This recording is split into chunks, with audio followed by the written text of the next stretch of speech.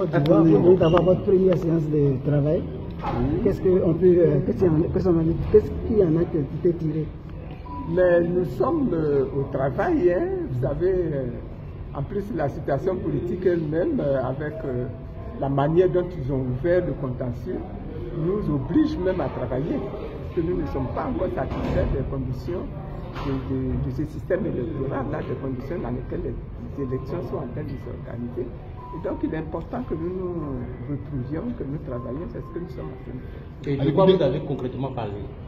On sait qu'aujourd'hui il y a eu la liste électorale provisoire qui est sortie sans le nom de Laurent Gbagbo, sans le nom de Blé Goudé, sans le nom de plusieurs leaders politiques. Quelle est la position du CAP sur ces situations? Mais nous souhaitons une liste inclusive, n'est-ce pas?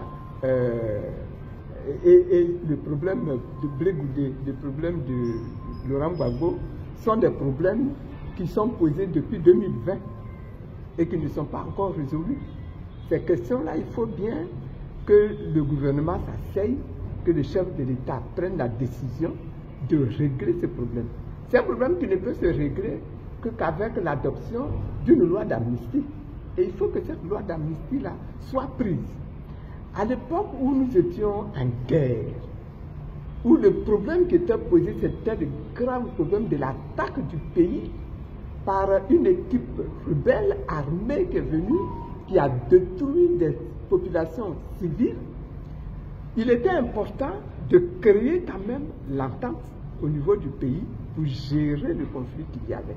Mais à cette époque-là, le président Gbagbo n'a pas hésité à faire adopter une loi d'amnistie pour que la nation pardonne cette agression armée du pays.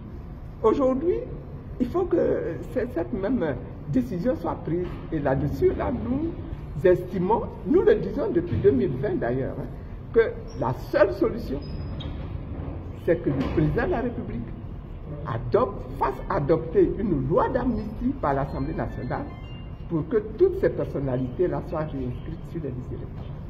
Est-ce que le sujet de la révision de la liste électorale a été évoqué pour 2025? À notre équipe de travail, oui. Ah, bien sûr. Bien sûr. Okay. Merci.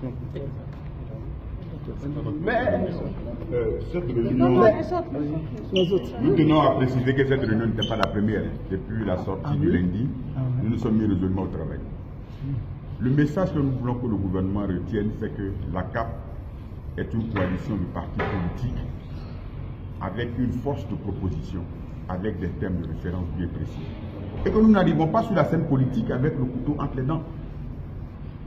Et que cette organisation donc doit pouvoir contribuer de façon positive par la qualité de ses idées, par la qualité de ses préoccupations relativement à un climat apaisé, à des élections transparentes, à des élections inclusives, au cours desquelles nous souhaitons vivement que le vainqueur puisse être félicité par les vaincus au soir du 25 octobre. C'est vraiment notre position. Et c'est pour ça que nous invitons la CEI à jouer son rôle d'institution indépendante. Nous avons été conviés à la CEI lundi à une rencontre. Cette rencontre a été unilatérale. C'est-à-dire que nous n'avons pas eu droit à la parole. Nos représentants ont été accueillis dans une réunion dite de partenaires par des carreaux. C'était une ambiance qui en ajoutait de façon lourdement encore à une ambiance lourde en fait. Mais nous n'avons pas besoin de ça. La CAP souhaite être une force de proposition pour la paix en Côte d'Ivoire. La CAP souhaite être une force de proposition pour des élections démocratiques. Pour l'instant, elle ne s'est même pas constituée en une coalition électorale. Non, ce que nous souhaitons, c'est connu. Nous avons toujours réclamé des élections, que ce soit des élections inclusives, où la participation de tous ceux qui veulent aller à ces scrutins puisse être actée et que nous puissions repartir sur de bonnes bases. La CEI ne peut pas continuer de s'abriter derrière une déclaration d'indépendance et nous traiter non pas en partenaire mais en adversaire. Nous sommes partis à cette réunion lundi, nous avons eu l'impression que nous sommes les adversaires de la CEI. Nous nous disons que nous sommes ses partenaires, que nous voulons continuer d'être des partenaires, dont les propositions doivent être prises en compte. Il s'est dit qu'il n'y a que 2 partis politiques qui ont demandé la révision de la liste électorale.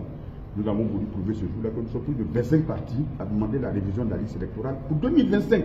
C'est légal, c'est institutionnel et c'est constitutionnel. Donc il ne devrait pas y avoir de débat et nous faisons confiance aux éminences de la CEI qui, sur les plateaux de télévision, montrent patte blanche, mais doivent pouvoir dans les faits vous pouvez effectivement que la soie ne peut pas être le droit d'exploiter.